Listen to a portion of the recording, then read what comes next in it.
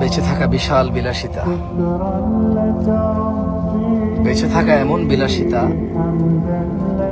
বেঁচে থাকা আল্লাহর এমন নিয়ামত যে মানুষ সুবহানাল্লাহ বললে আসমান আর জমিনের খালি জায়গাটা নেকিতে পরিপূর্ণ হয়। মানুষ আলহামদুলিল্লাহ বললে নেকির পাল্লা ভারী হয়ে যায়।